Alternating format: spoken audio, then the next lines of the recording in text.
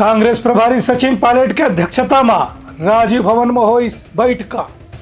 पूर्व मुख्यमंत्री भूपेश बघेल भारत जोड़ो न्याय यात्रा के बिहार के प्रभारी बनाया गया है। प्रदेश कांग्रेस कमेटी के आज एक महत्वपूर्ण बैठक राजीव भवन में संपन्न हुई।